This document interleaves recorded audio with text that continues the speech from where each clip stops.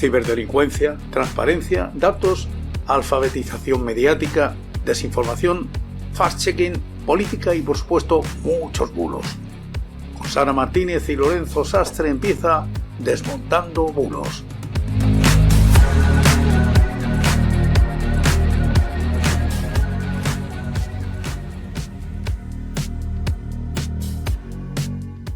Buenas noches y bienvenidos. Hoy es miércoles 18 de octubre de 2023, las 9 de la noche, las 8 de las Islas Canarias.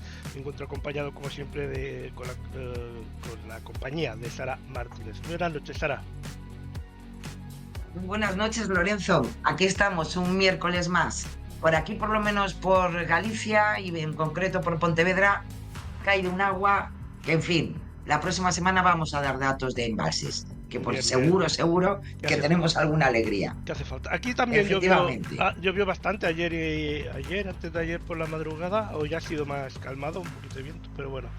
Además del tiempo, que por fin ya está haciendo tiempo de otoño, igual a lo mejor de finales de septiembre, pero bueno, ya se empieza a notar que se termina. Por cierto, decir una cosa, el jueves pasado, que fue fiesta, el día 12, estuve bañándome en la playa.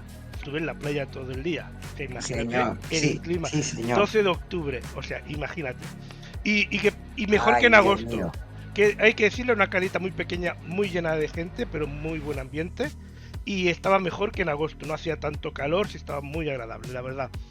Pero bueno, fuera del tiempo y de lo que teníamos. Sí, fuera del tiempo y del puente y los días estos festivos, que seguro que muchos habéis aprovechado para descansar dentro de lo que se puede. Pues bueno, sigue tanto la guerra de Hamas y Israel, pues sigue más o menos su rumbo. Desgraciadamente, ahí estamos. Y Ucrania y Rusia pues también sigue ahí su rumbo, que tampoco tenemos que olvidarnos de ellos, que no ha terminado esa guerra, que aunque lleve ya tiempo. Pero mira si es interesante, Lorenzo, que antes de, desgraciadamente, lo que ha ocurrido en este conflicto terrible y desproporcionado de Israel, con Palestina tras el ataque terrorista de Hamas, porque al final yo no sé si tenemos que ir dándole 40.000 vueltas para que nadie se sienta ofendido, ¿no? Pero Ucrania y el conflicto es muy difícil. Pero el conflicto y la guerra en Ucrania con el ataque de Rusia ha desaparecido. Sí.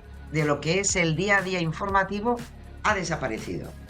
Sí. Y tenemos que hacer rememoria para acordarnos que pues con todos los conflictos, desgraciadamente, siempre pasa lo mismo, ¿no? Siempre viene algo que vuelve a hinchar en la especulación informativa, desgraciadamente, que nos lleva a ser el protagonista siempre pues de nuestro programa de Desmontando Bulos.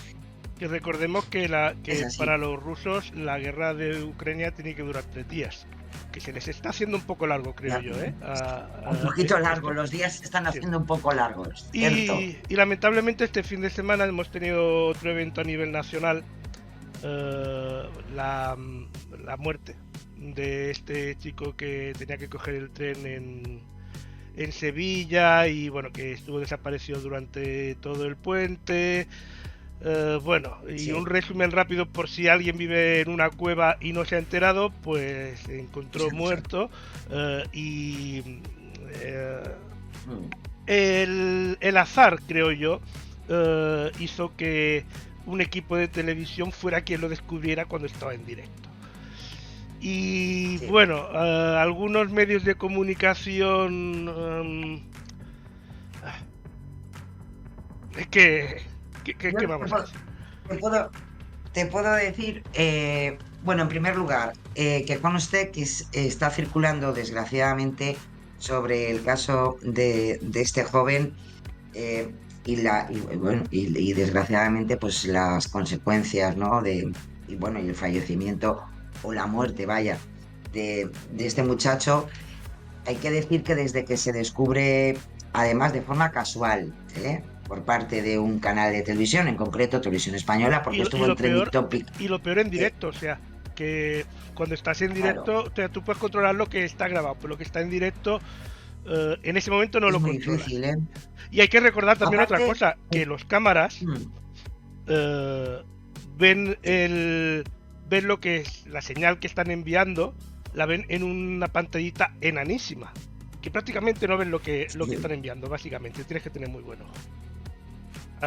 Y bueno, claro. Pues bueno, sucedió. A mí lo que me llamó, la verdad, y lo siento por los amigos de El Mundo, fue que la imagen que ilustraba la noticia de que Televisión Española pedía disculpas por haber emitido las imágenes en directo, era la captura de la imagen del cadáver del chaval. Eso... Así es. Así es. Y eso sí y no son los únicos. Eso ya es otra cosa. Sí, claro, una cosa es que lo emitas sin querer en directo y que encima enseguida pidieron disculpas por lo que he visto. Y otra cosa es que después, para hacer referencia a eso o por morbo, pues publiquen esa imagen. Claro. O repiquen las imágenes como han hecho en alguna que otra plataforma. Que de algunos medios te lo puedes esperar. Y yo hablando... sí, pero de otros no. De otros no te los esperas, claro. Yo hablando, bueno, algunos medios entre comillas, ahora mismo me venía nuestros amigos de Mediterráneo Digital, por ejemplo. No me sorprendería de ellos, ¿vale? Pero del mundo, pues sí.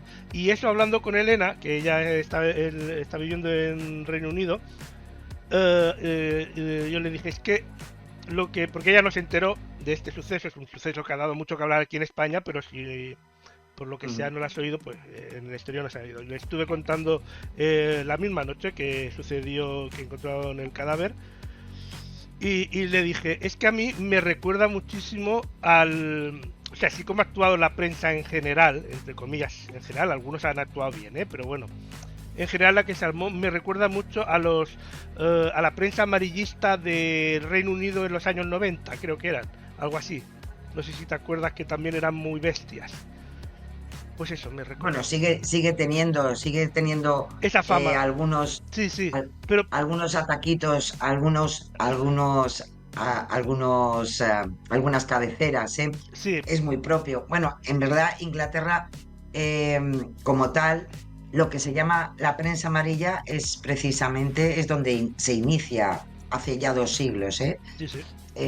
Una cosa, pero bueno, en verdad se dedicaban a eso, a especular. Sí. Otra cosa es cómo ha ido evolucionando la prensa, que también tiene su propia evolución. La prensa, no me gusta decir la prensa seria, pero sí la prensa profesional. Y claro, siempre ha estado... Claro, es como, y ojo, también nosotros aquí en España también hemos tenido algunos ejemplos, igual que tenemos casos dentro de la historia del periodismo español. El niño Julen, por ejemplo, diferentes... que también. Claro. Yo ahora que dices eso de la prensa seria, contaré una anécdota de cuando empezamos en Ocio News, que empezamos como página web y hacíamos eventos pequeños, sobre todo en la zona de Salou, y claro, nosotros en nuestro medio de comunicación no es prensa seria precisamente, porque hablamos de eventos de ocio, de cultura, no tratamos temas serios. Yo no me he considerado nunca prensa seria. Otra cosa es que hablas pues de todo. Y había varios medios que sí eran diarios, como el Diario de Tarragona y otros diarios que hablaban de todo. Entonces siempre que publicaban un titular, que luego también he traído hoy 2 titulares más que tela, siempre que publicaban un titular o una noticia de estas que dices, vaya noticia que la podríamos haber publicado nosotros, siempre le llamamos la prensa seria, entre comillas. Y me ha hecho gracia eso de que dice la prensa seria, sí. La que esperas que sea seria. Sí, pues ojo, con este tema de este joven, no lo hemos metido en el programa de hoy, posiblemente tendremos mucho que hablar. Hay 2 temas que se han quedado hoy aparcados en un poco que claro, en el desarrollo del programa. Como la semana pasada hubo el especial de la guerra, pues esta semana el programa ya viene muy cargado.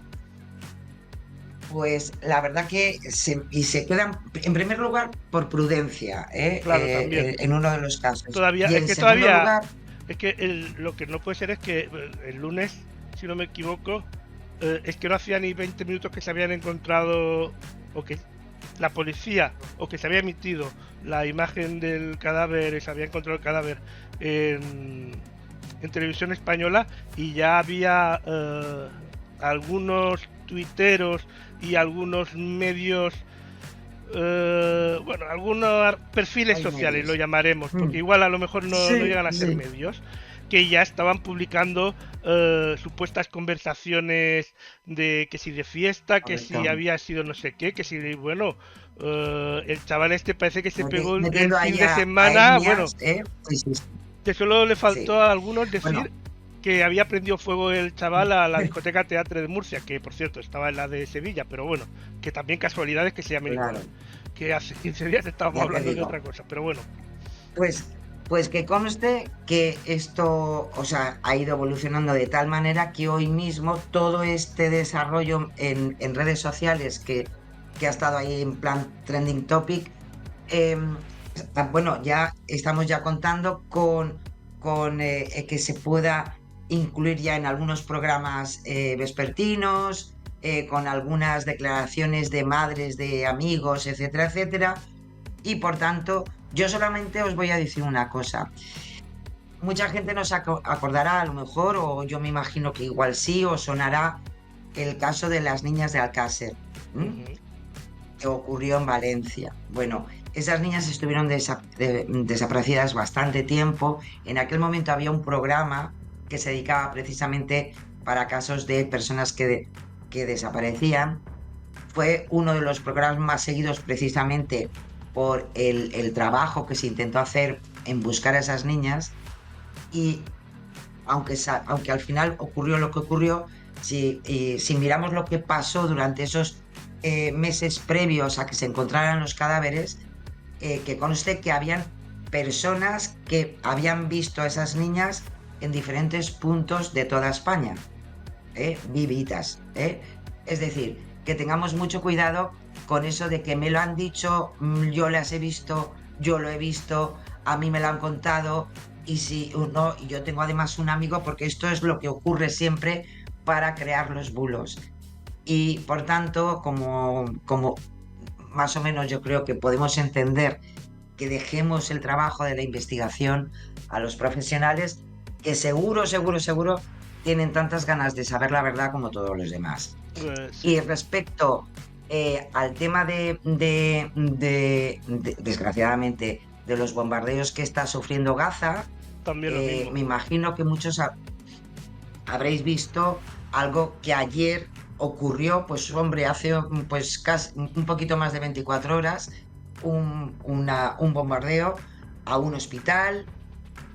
Bueno, Twitter o X y redes sociales, bueno, estalló por los aires, nunca mejor dicho, un montón de datos y además especulaciones, y seguimos en ello. Y yo esto lo he querido aparcar porque hay cosas que han aparecido en redes sociales que son absolutamente bulos, donde se recogen imágenes para demostrar algo que no es verdad. Sí que podemos decir que algunas imágenes que el propio gobierno israelí quiso volcar como prueba de que no habían sido ellos los que habían bombardeado ese hospital, bueno, pues que se les ha pillado en una mentira. En otra cosa no podemos decir.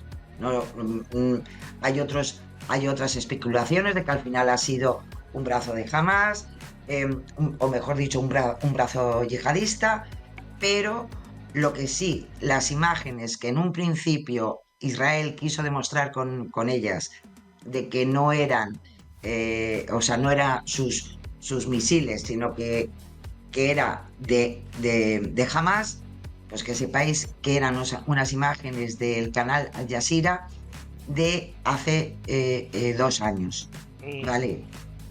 Y hay otras cuestiones que posiblemente le puedan dar la razón a Israel en todo este desgraciado asunto, pero en concreto hayan patinado con una alegría súper tonta, ¿eh? Así que esto posiblemente será un avance de lo que la semana que viene, pues seguramente, Lorenzo, pues podremos hablar, por supuesto. El problema de todo esto es que demandamos tanta inmediatez de la información que, claro, a veces no se pueden saber las cosas tan rápidamente. Se necesita investigar, analizar, exacto, ver. Y ese es el problema en todo esto. Vamos a ir con el contenido que hemos preparado, porque si no nos animamos y después siempre hay que correr.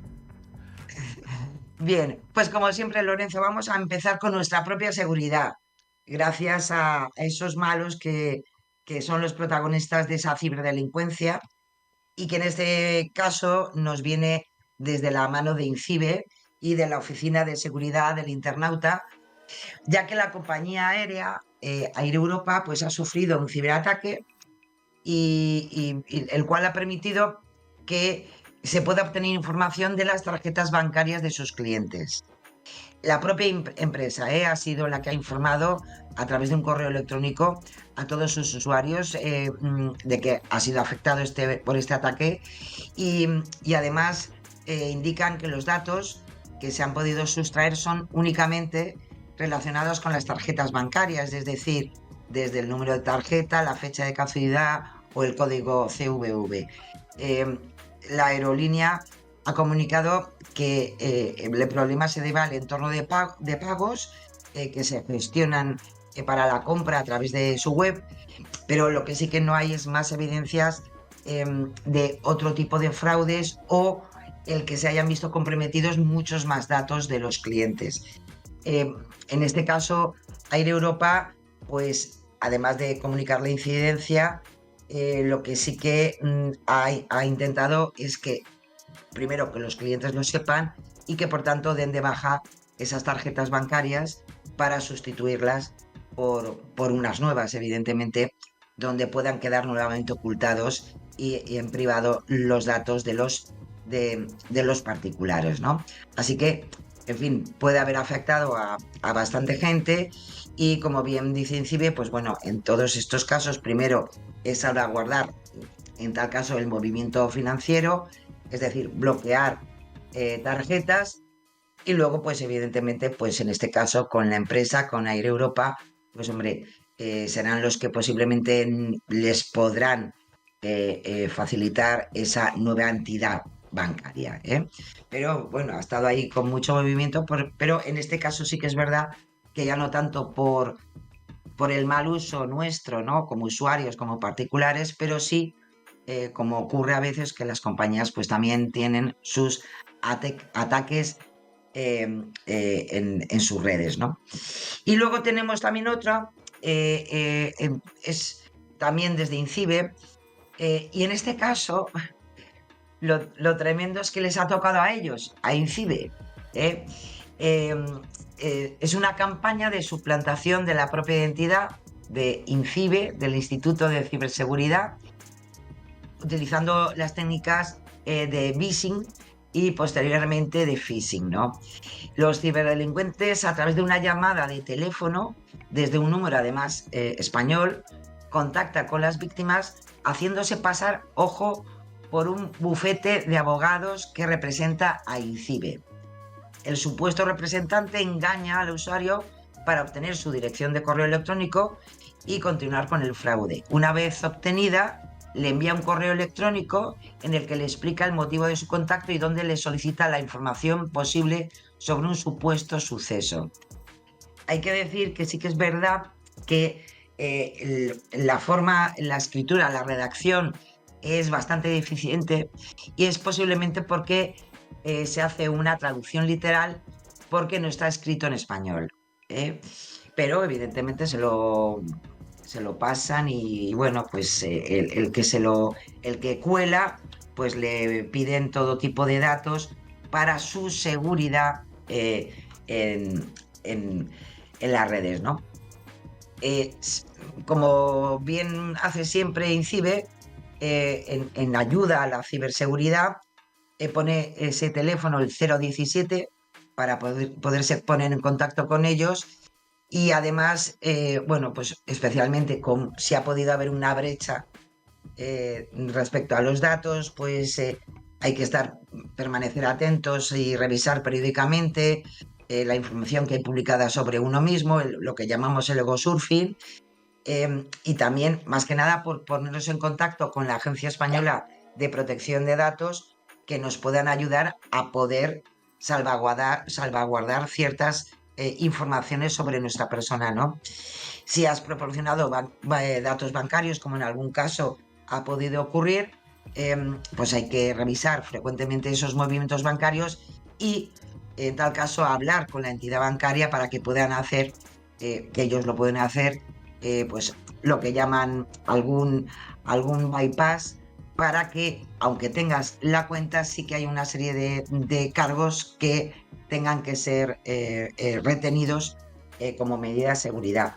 Y como siempre, ya sabéis, si somos o sufrimos cualquier phishing o vishing, todas las evidencias que podamos obtener para poder denunciar este ataque ante las fuerzas de seguridad, pues nos van a servir como testigos online para certificar esas pruebas y por tanto aportarlas en nuestra denuncia, porque todo este tipo de cosas siempre hay que denunciarlo por lo que pueda ocurrir posteriormente, y por tanto esas evidencias, esos registros de llamadas, esos correos electrónicos que nos puedan servir de prueba legítima ante los malos. Así que ahí están. Pues continuamos ahora y nos vamos a los avisos de Pues nos las vamos policías. a esos avisos de los cuerpos y fuerzas de seguridad del Estado, que este año pues nos ha parecido interesante. No siempre tiene que ver con delincuencia o ciberdelincuencia, pero sí que a veces tiene que ver con servicios y especialmente de cara a las nuevas tecnologías. En este caso, os traigo algo que han traído en redes sociales la Policía Nacional esta semana y que yo es una cosa que sabía, pero, por ejemplo, comentando con personas, pues hay gente que no lo sabe.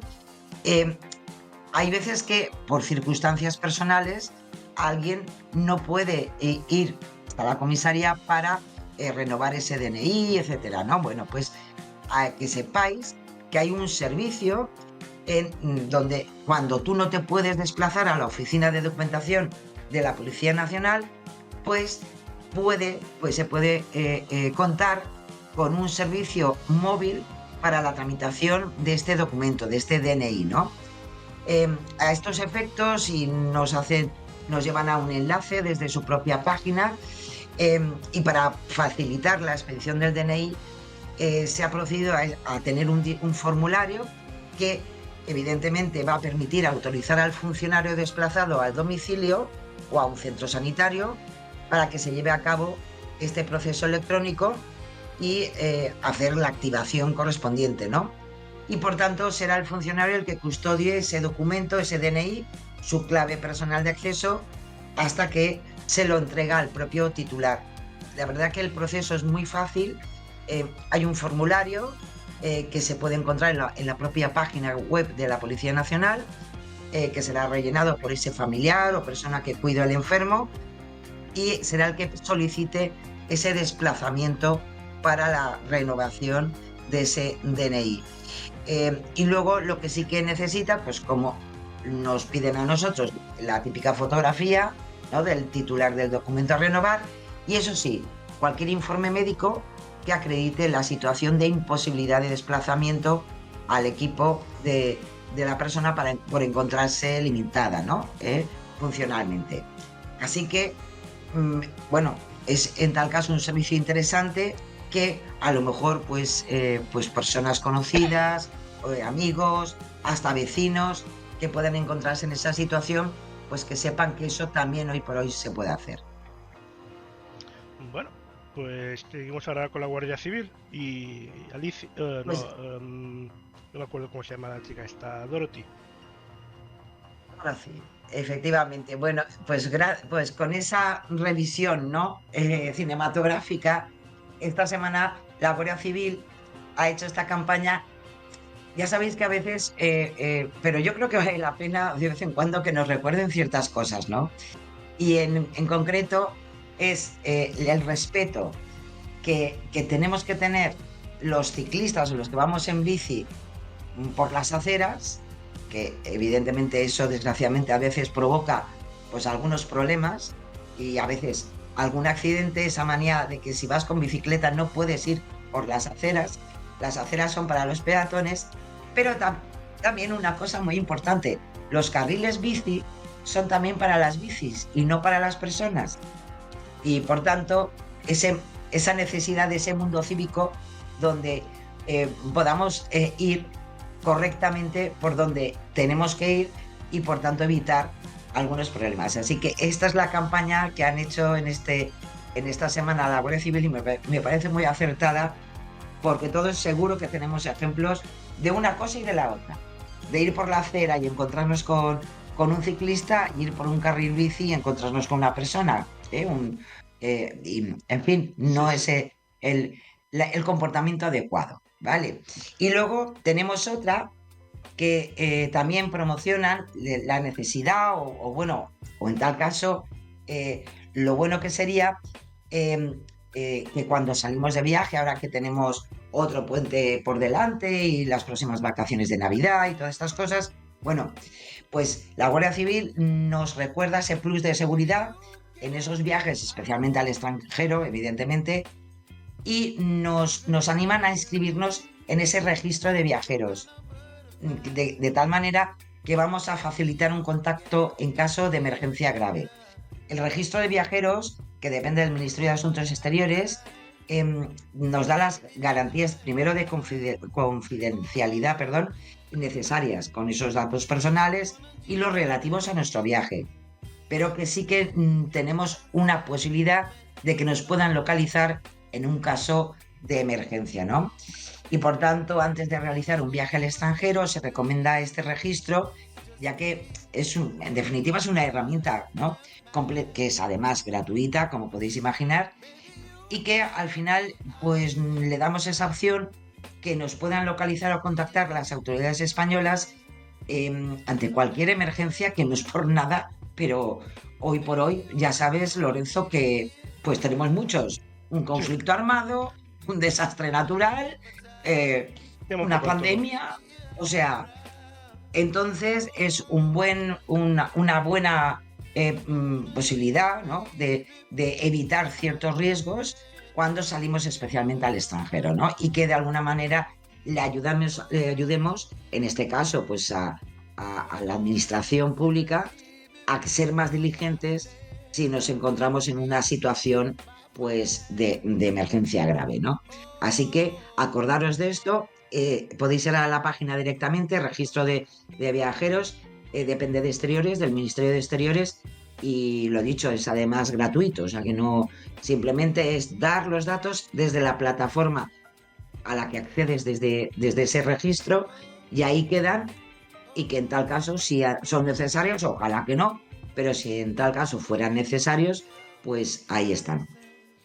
Pues ahora vamos a la transparencia. Sí, nos vamos al ámbito de la transparencia. Volvemos con nuestros compañeros de Cibio, y han traído esta semana, a partir de la celebración del 12 de octubre, y me pareció genial la recopilación que han hecho para esta festividad, porque más que nada porque han hecho un recopilatorio de todo lo que ha salido publicado hasta ahora sobre cómo se celebra el 12 de octubre, el Día de la Hispanidad, en diferentes lugares del mundo, donde a partir de las embajadas pues también se celebra este 12 de octubre, ¿no? Y entonces han ido recopilando datos de cómo esa fiesta pues también es pagada por empresas, y nos dan los datos. Yo, si os interesa, la verdad que el reportaje es estupendo, ¿no? Y nos han dado esa recopilación de empresas que colaboran con esos gastos de esa fiesta del 12 de octubre en diferentes puntos, y eso sí, ya nos dicen que en general no son grandes cantidades. También es verdad que hay a veces ya no solamente es a nivel de económico, sino a veces en especies o convenios. Y por ejemplo, pues nos hablan de la filial de Queros, una empresa de cerámica de Castellón, que puso 250 euros para esa fiesta en Bulgaria. es de las pocas que aportan metálico, porque la mayoría, como os decía, pues a veces donan servicios o suministros, que también evidentemente pues tiene su gasto, ¿no? El instituto de la empresa, por ejemplo, aportó $1.000 en suministros y servicios para la fiesta del 12 de octubre en Jordania. Mira la que hay ahora liada para mucha fiesta, pero bueno. Y también donó un dinero también para la fiesta del 12 de octubre en China. En el BOE, hasta esta misma semana, hasta este mismo lunes, han salido 93 convenios, porque esto ha sido publicado en el Boletín Oficial del Estado, donde se suman más o menos 200.000 euros y donde se recogen esas donaciones, esas ayudas a esa fiesta del 12 de octubre para celebraciones en China, en Argentina, en Bélgica, en Turquía, en Cabo Verde, en Costa de Marfil, en República Dominicana, en Nicaragua, en el Líbano, en Kenia, en Jordania, en Haití, en Filipinas, en Indonesia, en Kazajistán, en Perú, en Senegal, en Ecuador, en Malta, en Cuba, en Bulgaria y hasta en Arabia Saudí. O sea que la donación récord que nos comentan los compañeros de Cibio es de Técnicas Reunidas, que aportó 5.000 euros en Omán para esta fiesta del 12 de octubre en la Embajada de España, y también de 17.000 euros en especies para Arabia Saudí, ¿no? Para Arabia Saudí no, ojo, para la fiesta del 12 de octubre en Arabia Saudí. También estuvo por en medio la Liga Internacional con 2.000 euros. Acordaros, esa filial de la Liga de Fútbol Española que aglutina su actividad comercial. Bueno, pues también hicieron su aporte. Y luego también la empresa Calvo, acordaros del atún, de las latitas, pues $1.000. También el Consorcio de Aguas de Escazú, que es de la española Tipsa, que también hizo una donación de 1.000, y Viscofam Centroamérica también de 2.500 euros, y la Navarra, como os decía, Viscofam. Y luego la filial de la española de Globalvia, que también con 5.000 euros. Fue casi también bastante la más generosa, ¿no? Y luego Autopistas del Sol también, 1.500 euros. O sea que, en fin, la mayor productora privada de electricidad en Costa Rica, que es Unión Fenosa, sonará, bueno, pues también aportó $1.000. Así que, bueno, como podéis ver, todos muy espléndidos para celebrar el Día de la Hispanidad, y aunque no estén por aquí, pues que tengan su fiestecita también. Es cierto que también que todos estos donativos, acordaros que todos ellos se van a deducir un 35, un 40% en impuesto de sociedades, o sea, de ese dinero, claro, o sea que, en fin, el mecenazgo, pues ya sabéis que siempre se premia. Pues vamos a los datos y creo que vamos a hablar de... Pues sí, empezamos. Empresas. Pues vamos a hablar de empresas, ya que están ellas muy generosas, pero vamos a ver la evolución del entramado empresarial en estos meses, ¿no? En concreto, desde lo que es la creación y disolución de empresas. Bueno, pues hay que decir que el número de nuevas empresas varió. Son los datos que hay actualizados hasta agosto de 2023. Bueno, pues un incremento del 11,8% respecto al mismo mes del año anterior. O sea, que está en crecimiento. Hay en concreto, en datos brutos, 6.609 empresas nuevas en España, según los datos que ha publicado el Instituto Nacional de Estadística, la INE.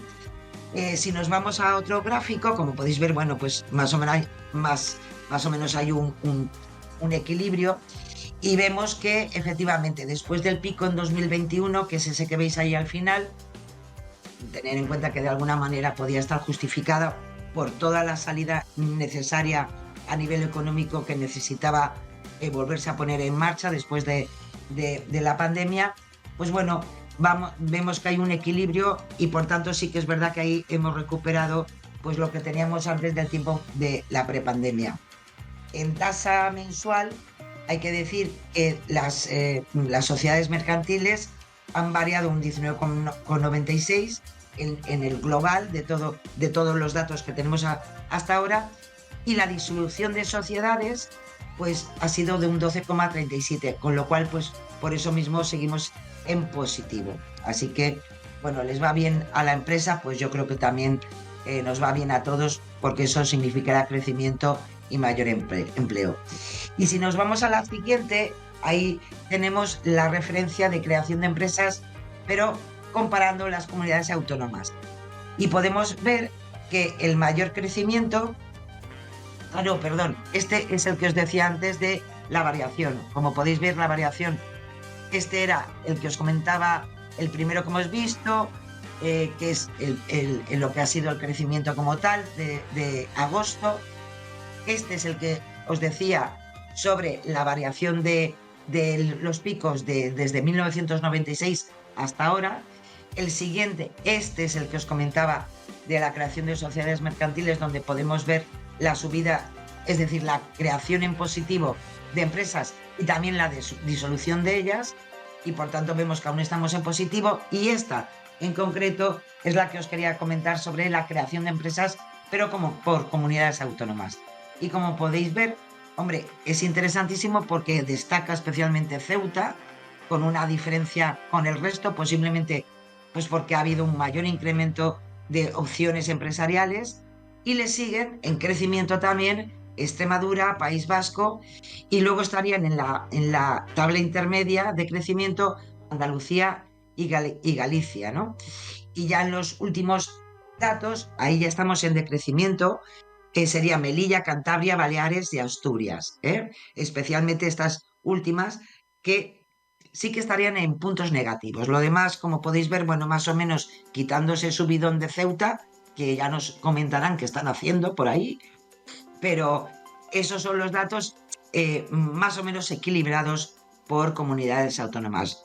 Así que, bueno, estos son los datos económicos en esta ocasión de esta semana, que traemos gracias a los grafismos y los datos de Europa Press. Y de los datos, pues ahora nos vamos a creador. Una pequeña reflexión, sí. Sí. Nos vamos a esa parte muy pequeñita que hacemos de alfabetización mediática, en este caso con Carlos Baraibar, que es periodista en Cataluña Radio. Lo hemos traído alguna vez aquí, tiene su propio espacio también, SEO Fakes, y explica, así en plan así muy resumidito, cómo se trabaja en la verificación en la redacción periodística, ¿no? Y reflexiona de algo muy importante, que yo creo que muchas veces hablamos de él, utilizar un dato real y meterlo en un relato manipulado, y por tanto, pues al final es el corazón de una fake news, ¿no? Pero él lo explica muchísimo mejor. Así que cuando quieras, Lorenzo.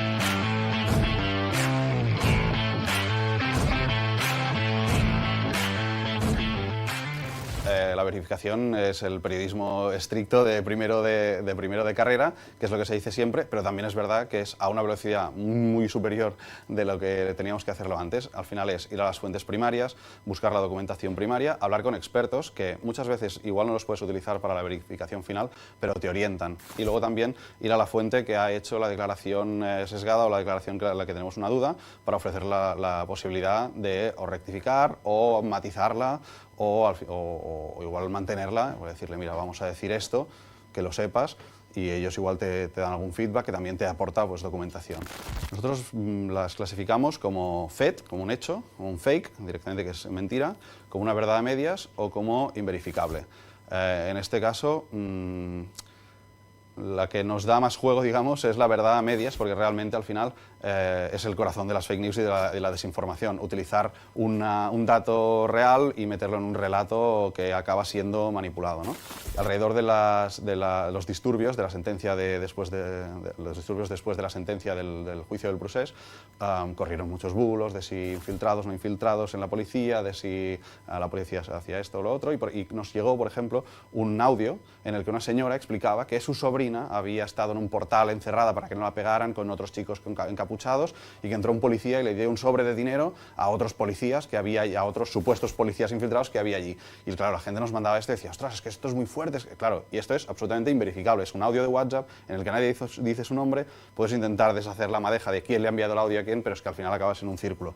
Es absolutamente imposible saber si eso es verdad, y es evidentemente un mensaje interesado con un claro objetivo de desacreditar a la policía. A lo largo de todo este tiempo con el coronavirus, por ejemplo, nos llegan vídeos que dicen que, no sé, que el murciélago X es el causante de esto, que esto aún está además en debate, y que hay un vídeo que corre de techos de un pueblo de China llenos, infestados de murciélagos, y que si esos murciélagos son los que tienen la enfermedad que luego han pasado a la gente y que no sé cuántos. O un camión gigante fumigando una calle en una ciudad que parece China. Claro, esto, por los recursos que tenemos, es absolutamente inverificable. El querer ir al dato final y al informe y al dato crudo es poner en duda nada, simplemente es querer hacer una información más veraz y más creíble para la audiencia.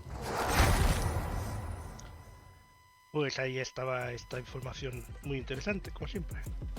Es muy interesante lo que dice en este caso Carlos Ibar, por una cosa, a veces, y yo sé que a veces caemos mucho en eso, es mucho más jugosa la pseudoinformación que aparece en redes sociales, porque ahí sí que entra la posibilidad de un audio que te dice algo, o unas imágenes que se descontextualizan pero quedan muy bien. Y por tanto, de ahí, de todo eso, es donde nacen las teorías conspiranoicas. Y es donde, bueno, se tiene que limitar muchísimo la información profesional de los medios de comunicación, que ellos sí que tienen la obligación de verificar cualquier información y, por tanto, no quedarse con verdades a medias, sino irse al dato real, al que nos puede ayudar a estar bien informados. Así que nos quedamos con ese buen consejo que en algunas ocasiones nos viene muy bien. Sí. Antes de ir a la desinformación, vamos a jugar un poco, que te he traído dos titulares. En este primer titular tiene su ventaja porque tenía que ir la semana pasada, lo que pasa que la semana pasada con el especial, y a lo mejor pues ya, bueno, ya veremos. Los duques de Huéscar bautizan a su hija con un nombre que no nos cabe en el titular. ¿Prensa seria o prensa de esto, el Mundo Today podría ser, por ejemplo? Lo repito, los duques de Huéscar bautizan a su hija con un nombre que no nos cabe en el titular. ¿Tú qué dices? Pues yo, como está el panorama, yo diría que, o sea, prensa seria. ¿Por qué no? Pues sí, prensa seria es el titular es de El Plural. Bien. Yeah. Y ahí otro. Hombre, vamos a ver, Lorenzo, yo después de ver lo que se ha hablado de la princesa de Asturias con la sonrisita de sus compañeros en el besamanos, como comprenderás. Sí. No, es que creo todo, ya. Además se ve que el nombre que le han puesto a la hija no solo no cabe en el titular del Plural, sino que tampoco la pueden registrar con todos esos nombres, porque el hueco del registro no da para tanto nombre. ¿Dónde cabe? Eso, por lo visto, sí. Y el otro. Ay, señor. Un pedo en un spa provoca una pelea multitudinaria que acaba con 3 detenidos.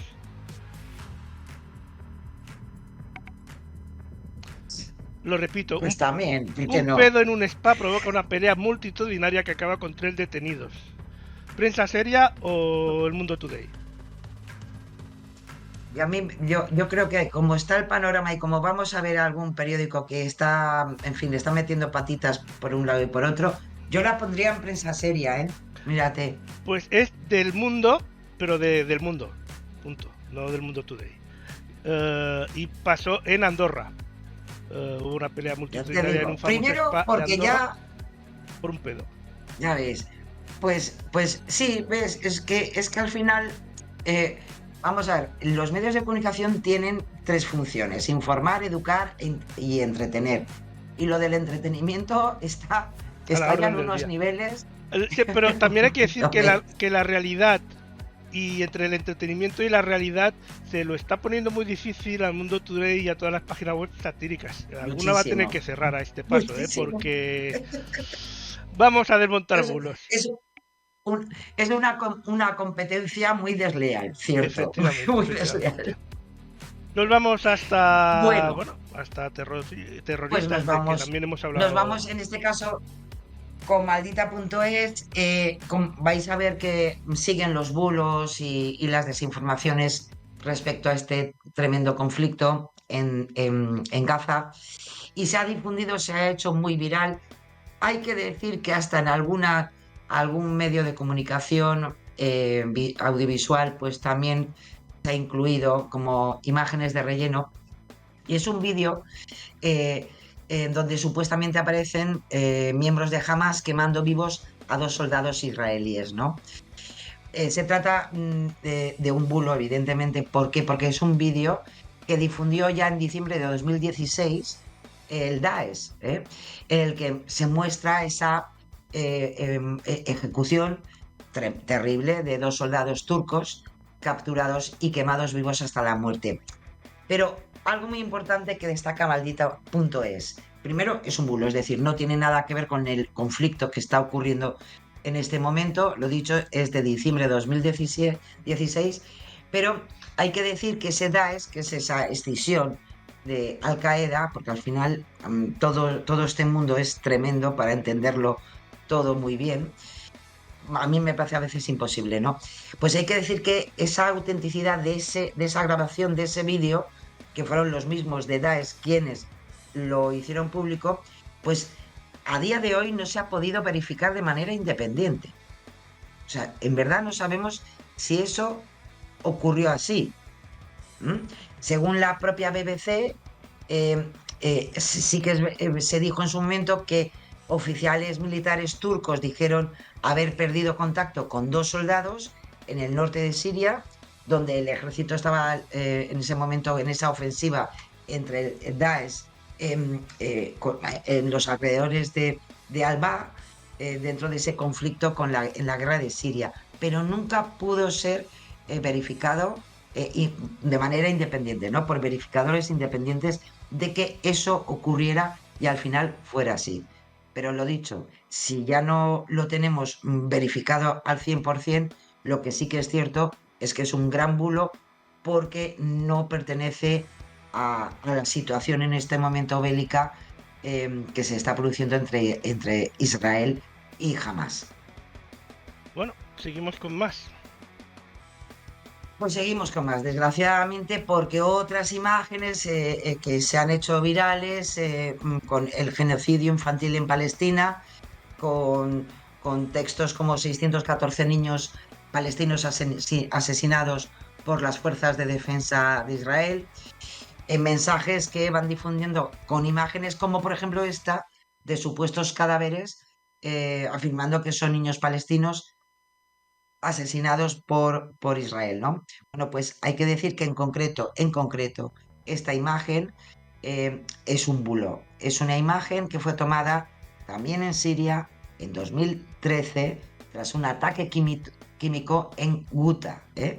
Por tanto, no es actual y por tanto no tiene relación con el ataque de Hamas que desgraciadamente se produjo ese 7 de octubre, ¿no? Pasado. Si hacemos una búsqueda, la verdad que además este bulo es facilito, porque haciendo simplemente una búsqueda inversa de esta imagen, comprobamos enseguida la fecha de la publicación, agosto de 2013, y además nos da más datos, como los niños muertos por ese ataque con armas químicas, en este caso en la zona de Siria, en Ghouta. O sea, totalmente clarito y sin ninguna posibilidad de que pudieran ser otras. Así que lo dicho, es un bulo. Bueno. Y nos vamos también, seguimos, y esto además es tremendo porque es un vídeo, en concreto esto no es una imagen, es un vídeo, se le atribuye a la BBC, en el que informa que el medio de verificación que ya hemos hablado aquí alguna vez, Bellingcat, que halló que Ucrania ha vendido armas a Hamas, y por tanto estaría Ucrania, ya era lo que faltaba, ¿no? Que Ucrania también estuviera cooperando con un grupo terrorista, ¿no? Eso en la serie se llamaría crossover. Que es cuando los de una serie se salen en otra y esas cosas. Pues mismamente, hay que decir que se ha hecho súper viral. Es un vídeo de 1 minuto 15 o así más o menos, y en el que según ese vídeo la BBC informa de, en concreto, la investigación, ya sabéis, verificadora de Bellingcat, y que evidenciaría que Ucrania había vendido armas de la OTAN a este grupo islamista, ¿no? Las imágenes incluyen elementos característicos de la cadena, el logo del equipo de periodismo de investigación de Bellingcat, vídeos del conflicto palestino-israelí, meten además al exministro de Defensa, a Renovix, o a un escritor libanés conocido además por sabedor de todo este problema que existe entre Palestina e Israel. Pero hay que decir que se ha hecho una verificación y se ve que el vídeo imita en realidad una pieza informativa de la BBC. No hay ninguna investigación por parte de Bellingcat que se pueda evidenciar, y además en la búsqueda inversa de imágenes y de palabras claves, que sabéis que podemos hacer con Google, no coincide ningún resultado que nos pueda dar alguna evidencia sobre afirmaciones realizadas por la BBC o, en este caso, por el canal verificador Bellingcat, ¿no? Tampoco en redes sociales hay mucho más allá de como este vídeo, ¿no? Evidentemente, la BBC y Bellingcat han desmentido en sus respectivas cuentas de X que este vídeo sea verídico y que haya ninguna investigación que haya podido aflorar esta posible colaboración, ¿no? De hecho, en concreto, las imágenes del exministro de Defensa ucraniano, Renovix, solo dirigen, en concreto, lo que se ha incluido ahí. Si hacemos una revisión, ¿no?, de estas declaraciones, en definitiva, solamente sale la implicación sobre sus casos de corrupción, porque recordemos que este ministro es exministro porque ha tenido que dimitir del gobierno ucraniano, ¿no? Del gobierno de Zelensky, ¿no? Y en concreto, por ejemplo, las palabras y las declaraciones de Nicolás Taleb, que salen justo al final de este montaje, están sacados de una entrevista publicada en un canal de YouTube de Tim Ferriss, en el que habla sobre asuntos financieros e inversiones en tiempos de crisis. Es decir, nada que ver ni con posibles investigaciones ni nada por el estilo. Es decir, una manipulación pura y dura, bastante tosca, ¿no? Pero que evidentemente es un bulo donde nos quieren meter cosas que no ocurren, vaya. Bueno. Y seguimos con más cosas, en este caso mosquitos con código de barras o algo así, si no me equivoco. Ya te lo digo, mira, esto lo trae nuestro verificador, F-Verifica, perdón. Es un vídeo que se ha hecho viral porque es monísimo. Es un supuesto mosquito con un número de serie impreso en falso. ¿Sabes a qué me recuerda? Eso es un... no sé si lo has visto alguna vez en los mercadillos estos de playa. No sé si por la zona de allí, pero aquí en el Mediterráneo, en Tarragona, en concreto me recuerdo de que lo vi en Tarragona, que había una persona que escribía el nombre que tú le dijese en un granito de arroz y te lo metía en un botecito. Ay, sí. Pues tiene que ser más o menos, tiene que ser más jodido, porque eso se mueve y el granito de arroz no, pero algo así. Exactamente.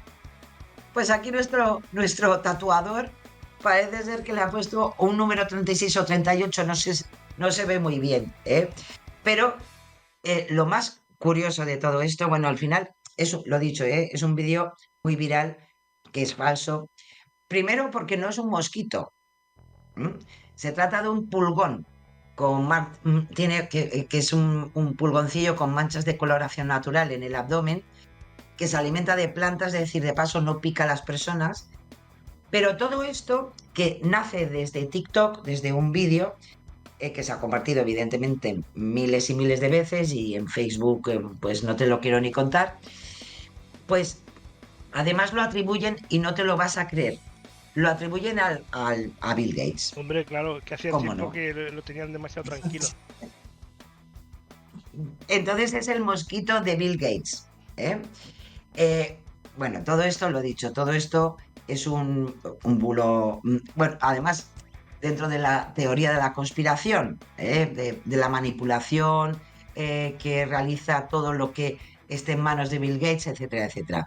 En este caso, F Verifica se puso en contacto con el científico titular del CSIC, Óscar Soriano, que es el que le dio la información correcta de que lo que se ve ahí no es un mosquito, es un pulgón, es un áfido que tienen esas manchas supraabdominales, que en ningún caso llega a ser un 36 o un 38, eso ya depende de lo que tú quieras ver, ¿no? Pero son manchas, ¿no? Y como bien comenta también otro científico del Museo Nacional de Ciencias Naturales, José Luis Nieves, que el insecto que aparece en este vídeo evidentemente es el pulgón del abedul, una especie con manchas de coloración natural que tiene en el abdomen, ¿no? ¿Y por qué lo relacionan con Bill Gates? Porque ellos financian a través de la fundación Bill y Melinda Gates, acordaros que esta fundación ya ha salido muchas veces, con el consorcio de investigación sin fines de lucro llamada Target Malaria, cuyo objetivo es desarrollar y compartir tecnologías genéticas nuevas, rentables y sostenibles para modificar mosquitos y reducir la transmisión de la malaria. Es un proceso que intenta disminuir la cantidad de mosquitos hembra, porque son las que pican, las hembras son las que pican, y su cantidad generalmente determina el tamaño futuro de la población, ¿no? De los mosquitos. Pero lo dicho, esto ni es un mosquito de entrada, es un pulgoncete. Y lo dicho, lo que se dedican es a la posibilidad de la transmisión y reducir la transmisión de la malaria. Así que lo dicho, que nos la han querido colar también. Vaya. Pues continuamos con otro más. Sí. Ahora nos vamos con Verifica Radio Televisión Española. Otro vídeo.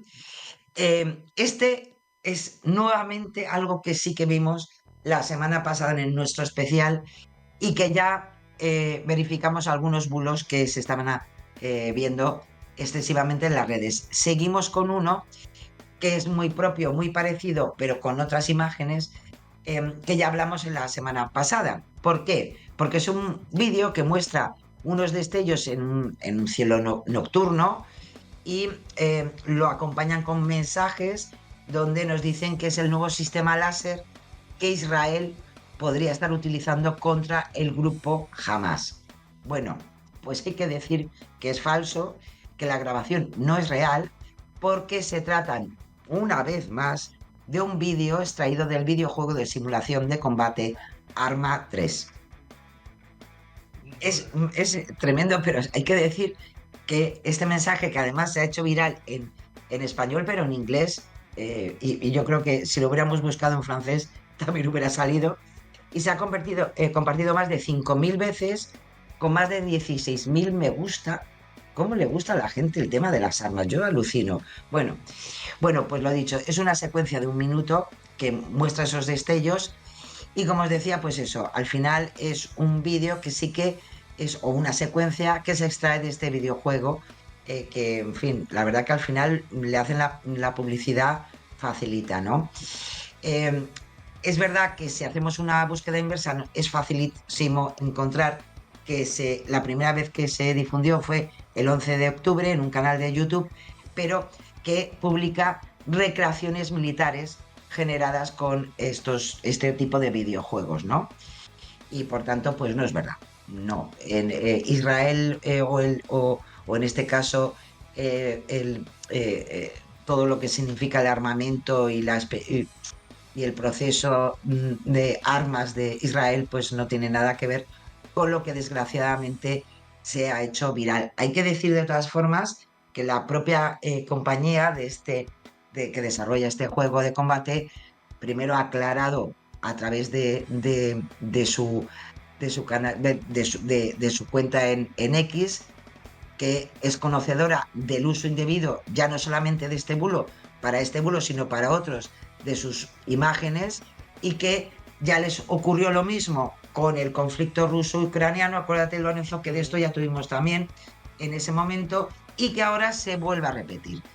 Y como bien en su cuenta de X explica, que debemos sospechar si se trata de un vídeo con muy baja resolución, que tenga lugar en escenarios nocturnos y oscuros, o que aparezcan vehículos y uniformes poco realistas, que es, por ejemplo, el caso.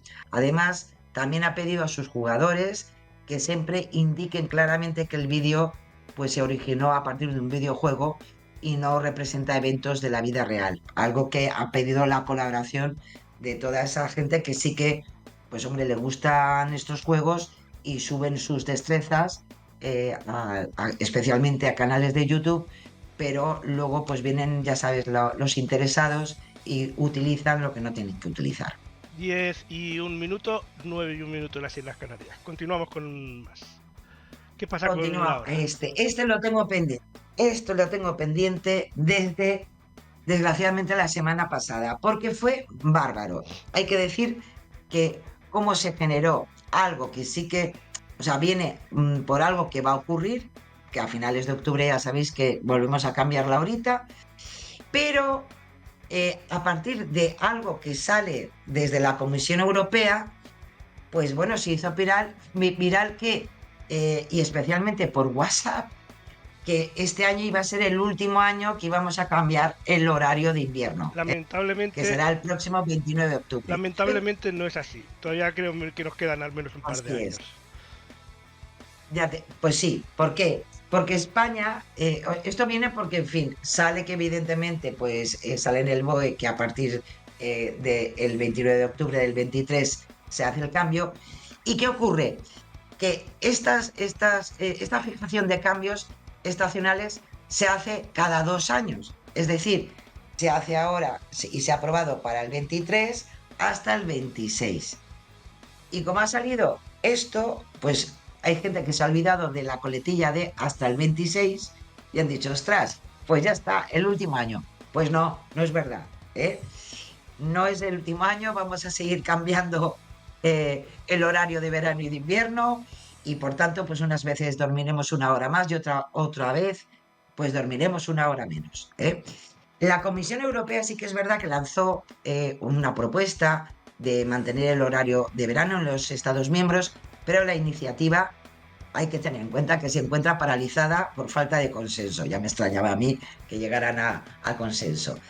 Hasta la fecha, ¿qué podemos decir? Que la Unión Europea regula a través de esta directiva el periodo de horas de verano, fija esas fechas y esa hora, y pues España ha puesto fecha ya al último cambio horario, pero para este año, o sea que será el 29. No es que sea la última vez que cambiemos el horario, tenemos para el 24 y para el 25 y para el 26, ¿vale? Es verdad que, lo dicho, sí que hay una iniciativa en el Parlamento Europeo. En 2018 se hizo una consulta pública. Esto es interesante porque reveló que el 84% de la ciudadanía europea está a favor de suprimir este cambio estándar de horarios. También hay que decir que la Unión Europea se lo está tomando con calma. Parece que solo se acuerdan 2 veces al año, como de cambiar el reloj. Vamos. Efectivamente. Pues que conste que en la encuesta el 93% de la sociedad española, yo creo, es donde más consenso tenemos en este momento en este país. Donde más, o en el único consenso que debe haber en todo el país. Y aún así lo someterán a votación y algún partido votará que no. Ya te digo yo. Seguro. Solo por llevar la contraria a otros, por no votar lo mismo que otros. O sea que... Desde luego, pues la verdad que las cosas como son. Yo cuando estuve viendo que el 93% de la sociedad española estaba a favor de este cambio o sea, de acabar con este cambio horario, digo, joder, es el tema central de nuestra vida totalmente. También hay otros, ¿eh? Finlandia, perdón, Polonia o Lituania también están por ese 90, 90 y pico, ¿eh? Pero lo he dicho, en marzo de 2019 el Parlamento Europeo respaldó acabar con este cambio europeo, o sea, de hora, pero en este momento esa propuesta sigue en el Consejo Europeo desde el 18. El Parlamento ha podido decir lo que quiera, pero ahí hace falta todavía mucho consenso, y desde el 18 yo creo que el Consejo Europeo ya se ha olvidado de esta propuesta, y no sé si en algún momento, y con la que está cayendo, se volverán a acordar de esto de cambiar la hora. Igual Veremos a ver. en vez de imprimirlo en tinta, lo imprimieron en tinta de esta térmica, como lo del fax antiguamente, que se borraba y tienen las papeles ahí y ya no saben Tal lo que cual, pone. y ya no hay. No saben lo que pone y lo tienen ahí sin saber el que van a votar. Efectivamente, pues algo así ha tenido que pasar, Lorencillo, así. Algo así, algo así. Bueno, Continuamos con Cristiano Ronaldo y sus 99 no lo ay, latigazos. pobrecillo. Madre mía, esto nos lo trae Neutral, aunque es verdad que se han hecho eco tanto los verificadores como también, ojo, como también algunos medios de comunicación, primero asumiendo el bulo y después pues teniendo que rectificar, porque con cosas como que había sido condenado a 99 latigazos en Irán por adulterio, o que condenan a Cristiano Ronaldo a recibir 100 latigazos, ya uno más de regalo, en Irán por un abrazo y un beso, pues se ha hecho viral durante esta semana, donde se ha recogido, lo dicho, en algunos medios de comunicación, no solamente nacionales, también alguno internacional. Y es algo que nos viene desde un canal, es una noticia que se atribuye a su momento al medio Ebro, y todo viene porque Fatemeh Hamani, que yo creo que ya hoy sabe ya todo el mundo que es una artista iraní con parálisis corporal del 85%, que le regaló a Cristiano Ronaldo 2 dibujos de él pintados con sus pies en el mes de septiembre. Durante el encuentro, Cristiano Ronaldo le dio un abrazo y un beso en la cabeza, como se ha podido ver en los vídeos y en fotos de la propia cuenta de Instagram de la propia artista, ¿no? Lo dicho, ¿qué ocurre? Neutral en este caso no ha encontrado ningún registro de dicha condena en la agencia de noticias de la República Islámica, IRNA.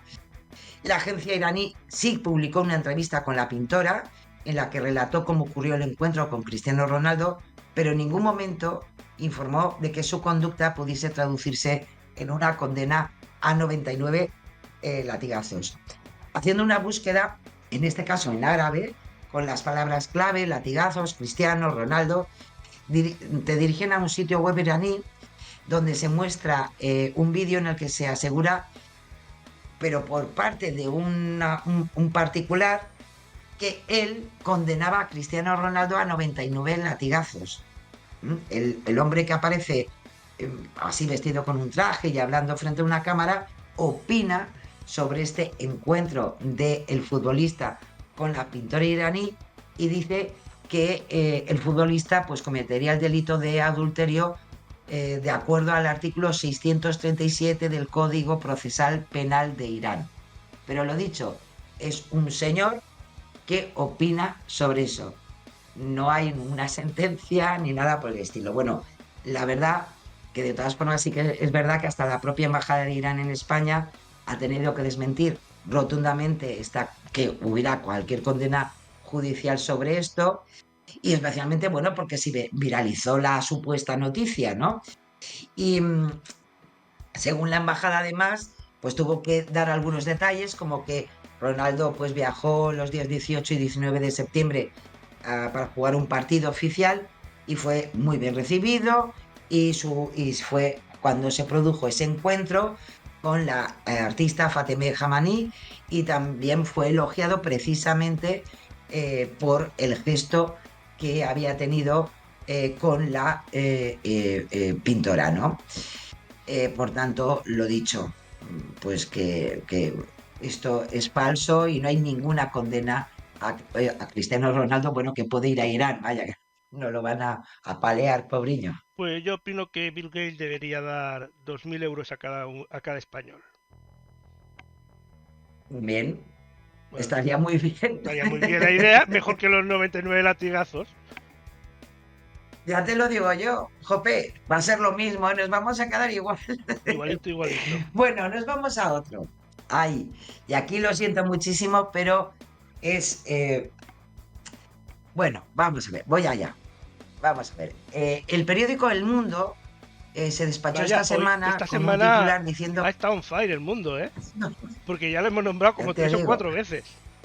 Madre mía. no sé qué No está sé qué le pasando. pasa Hay en la mucha redacción. tensión en esa redacción.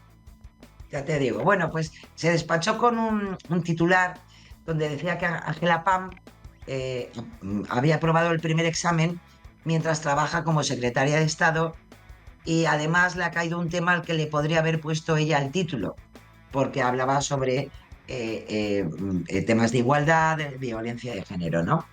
Bueno, pues esto es a partir de esta publicación donde te dicen que es la salida de Pam, conocida Ángela Pam Pobriña, es decir, Ángela Rodríguez, donde aseguran que se había presentado a unas oposiciones al Cuerpo Superior de Administración de Civiles del Estado, que ya había, ojo, que ya había realizado la primera de las 4 pruebas de las que consta, y de repente pues aparece Ángela Rodríguez negando evidentemente que se había presentado a la prueba.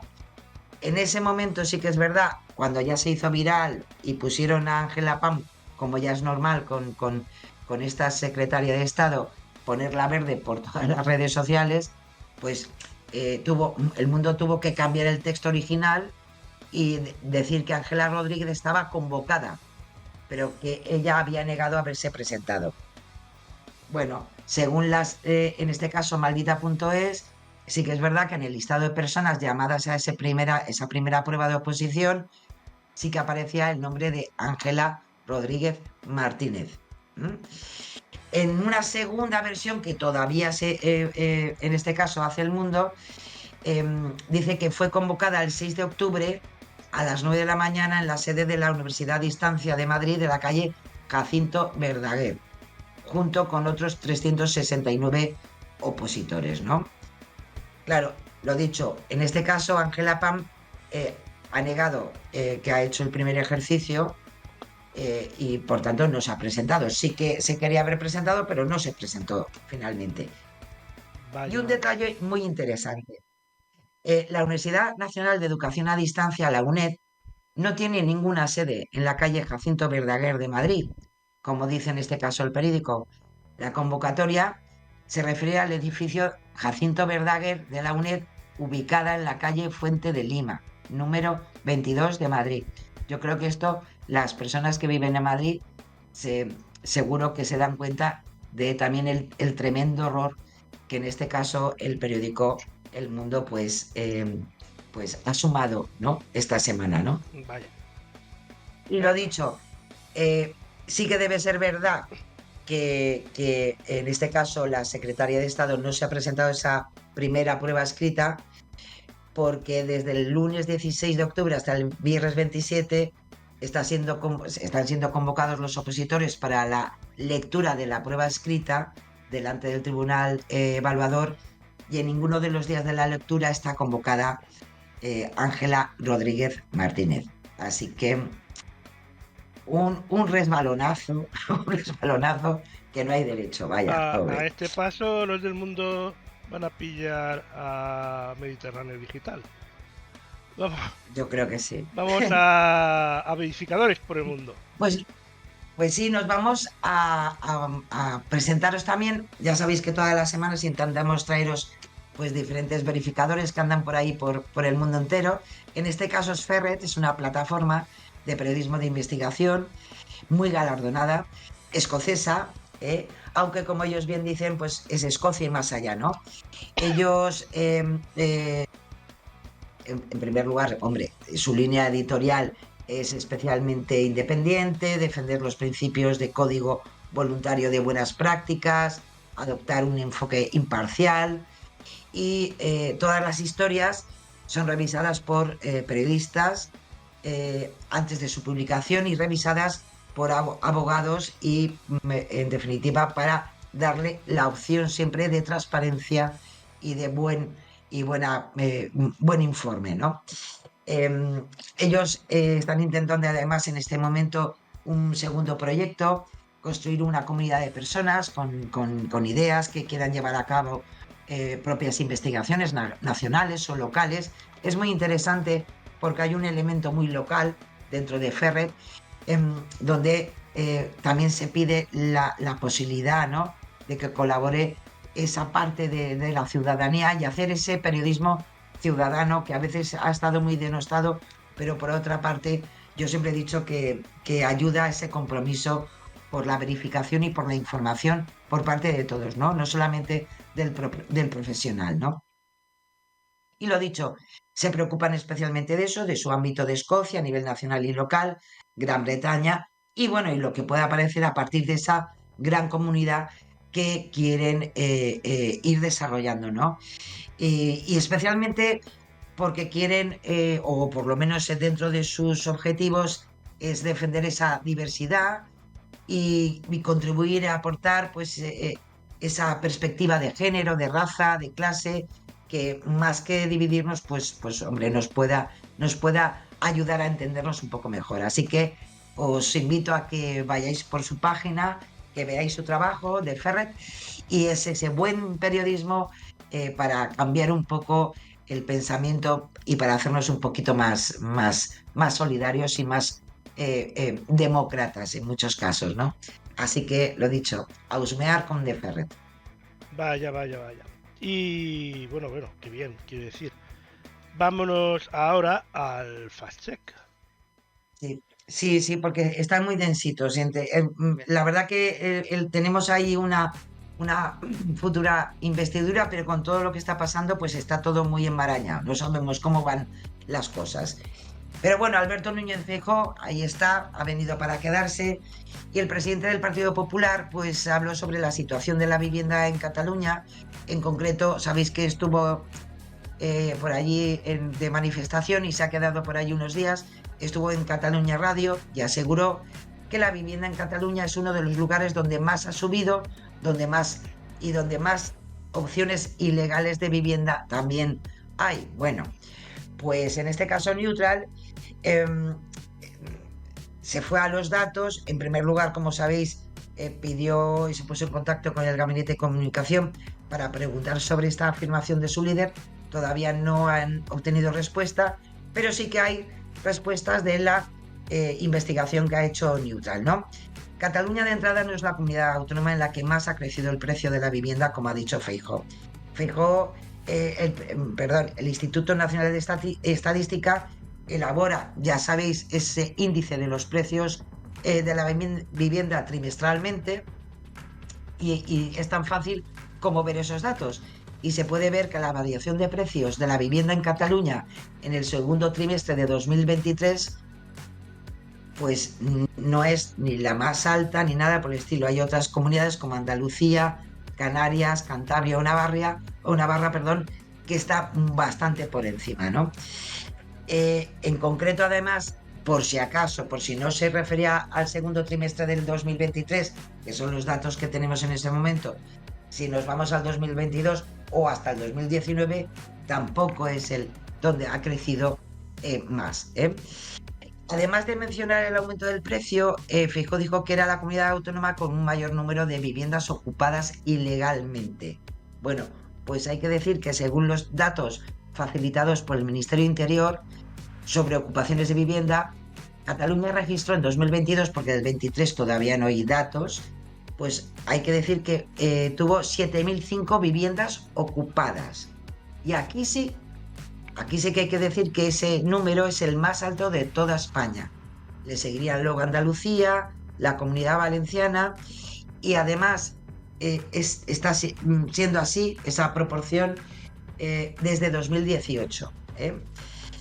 Claro, ¿qué ocurre? Que también los datos que da el Ministerio de Interior, tener en cuenta que son estadísticas que no discriminan entre usurpación y allanamiento, y yo creo que ya una vez en este programa estuvimos hablando precisamente de estas diferencias, pero en verdad si nos vamos a los datos en bruto, pues sí, Cataluña en este caso sí que sería la comunidad pues donde se produce un mayor número o se eleva un mayor número de vivienda ocupada, ¿eh? Así que, ¿qué le vamos a decir? Pues bueno, también es verdad que hay también algunas que están muy parecida a Cataluña, pero lo dicho, en este caso sí que respecto a esto que dijo Feijóo, sí que es cierto. Lo que no es cierto es en cuanto al precio, porque otras comunidades como Madrid, como Andalucía, como País Vasco o Baleares, pues el precio de la vivienda se ha incrementado y bastante más que en Cataluña. Así que se lo vamos a dejar como engañoso, porque está en 50-50. Bueno, veremos a ver la semana que viene cómo va. Bueno, se ha salvado. María Jesús Montero, del PSOE. Pues sí, la ministra de Hacienda y Función Pública, en funciones, nunca mejor dicho. Bueno, pues criticó, como no, a Juanma Moreno, el presidente de la Comunidad Autónoma Andaluza, por confrontar con el Ejecutivo Nacional sobre datos de crecimiento, y aseguró en declaraciones a medios que en Andalucía los últimos datos económicos ponen de manifiesto que se está creciendo por debajo de la media europea, y en concreto en Andalucía, y que además se está generando menos empleo que en el resto de España. Bueno, según los datos que tenemos en el segundo trimestre de 2023, que es el último disponible, podemos decir que el PIB, el Producto Interior Bruto de Andalucía, creció por encima de la media de la Unión Europea. Además, tampoco es la comunidad autónoma en la que menos empleo se ha generado entre septiembre de 2022 y del 23. Hay otras como el País Vasco, Asturias o Cantabria que ha crecido el empleo por debajo de esta comunidad autónoma, ¿eh? Neutral, ya sabéis que se puso en contacto con el Gabinete de Comunicación de Montero, pero todavía pues no ha tenido respuesta, como ya es normal, no con Montero, sino con todos. Hay que decir que el PIB de la Unión, ya, hay mucho trabajo por ahí. Hay que decir que el PIB de la Unión Europea creció en un 0,4 en este periodo, como se recoge en Eurostat. Acordaros, siempre es la referencia que tenemos a nivel económica europea, mientras que en Andalucía creció un 2,2, como se puede ver en la propia contabilidad, ¿no?, de Andalucía, ¿no? Y también es verdad que hay otras comunidades también que han crecido por debajo de Andalucía, o sea que también en comparativa con otras comunidades autónomas, pues hombre, pues tampoco está nada mal, porque Andalucía creció un 2,07, Navarra un 1,98, País Vasco un 1,96, Castilla y León un 1,94, Asturias 1,64, y en fin, pues hombre, pues no está nada mal, ¿no? Así que sintiéndolo mucho, pero hay que decir que la afirmación de Montero, pues tal cual y con los referentes en los que ella habla, pues no es verdad, es falsa. Vaya. Y por la escuadra entra de última hora Ernest Urtasun, de Sumar, el portavoz de Sumar, que habló sobre, sabéis que han habido elecciones en Polonia, que por cierto, pues ha habido ahí un poco de movimiento político, porque pueden haber cambios en este país, ¿no? Y entonces Ernest Urtasun, en una rueda de prensa, aseguró que la gran anomalía europea es el Partido Popular Español, y les voy a poner un ejemplo. Dijo: ayer hubo elecciones en Polonia en la cual el Partido Popular polaco derrotó a la extrema derecha en las urnas, y es una buena noticia para Europa. Aquí el Partido Popular quiere ser extrema derecha y pactar con la extrema derecha. Bueno, estas fueron las declaraciones de Urtasun. No, una cosa es cierta. Sin embargo, hubo elecciones. Eso es verdadero. Cierto. Eso se lo lleva. Mira, sí, ahí. Porque lo demás ha sido un poco batiburrillo. ¿Por qué? Porque la plataforma cívica, el partido polaco de ideología moderada y liberal, liderado por Tusk, y que Urtasun considera equivalente al Partido Popular aquí en España, primero, no podrá formar gobierno en Polonia tras los resultados de las elecciones, a no ser que otras dos fuerzas parlamentarias le den su apoyo, la Tercera Vía y la Nueva Izquierda. Por el momento no hay ningún acuerdo cerrado, y el partido de extrema derecha que está en el Ejecutivo actual y es el que ha tenido más votos, porque ellos sí que han tenido más votos, pero que no pueden gobernar, O sea, un poco como lo que le pasa al Partido Popular aquí, pero ellos solos. El partido de extrema derecha, que es el que gobierna, el Ley y Orden, el PIS, pues, en fin, ganó las elecciones, pero no tiene mayoría suficiente. Siempre y cuando se pongan en un acuerdo, ¿no? Los otros partidos, la Plataforma Cívica y la Tercera Vía y la Nueva Izquierda. Es decir, no es cierto que las elecciones en Polonia las haya ganado el partido, bueno, el equivalente, ¿no?, a lo que sería el Partido Popular. El que ha ganado es el partido de extrema derecha que estaba gobernando durante estas últimas legislaturas, ¿no?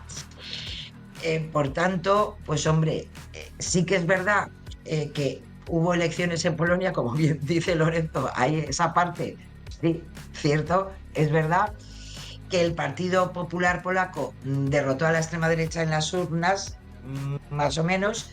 Sin embargo, la Plataforma Cívica, con esa ideología similar al PP, fue la segunda fuerza más votada, por detrás de la extrema derecha.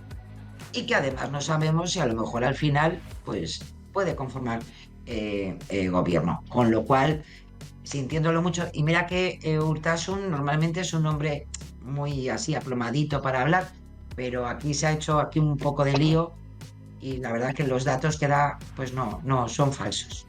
Vaya. Pues vamos a la reflexión, que es lo que nos queda.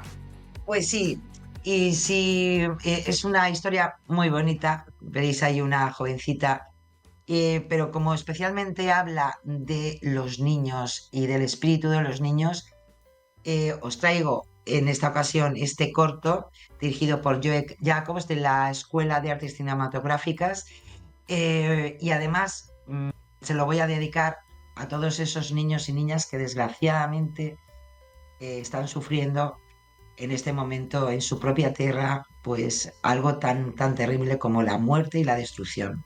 Así que por ellos.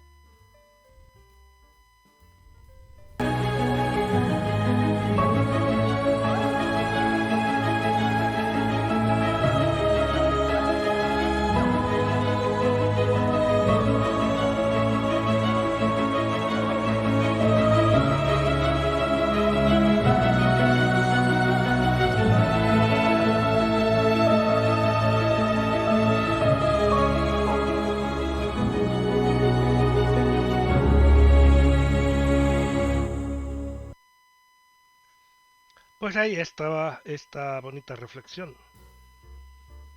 Pues sí, ahí estaba Rose y ojalá nos demos cuenta de que se están rompiendo muchas infancias y muchas vidas de mucha gente inocente. Sí.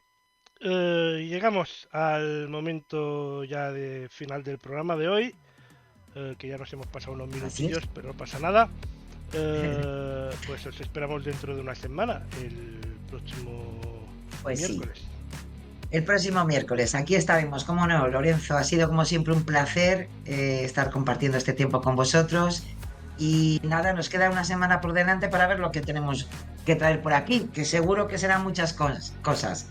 Así que tengáis estupendo lo que queda de semana laboral, un estupendo fin de semana y nos vemos. Besiños, se os quiere, Lorenzo. Hasta la semana que viene. Recordar que el día 1, como es festivo, no va a haber programa, pero bueno, la semana que viene os esperamos.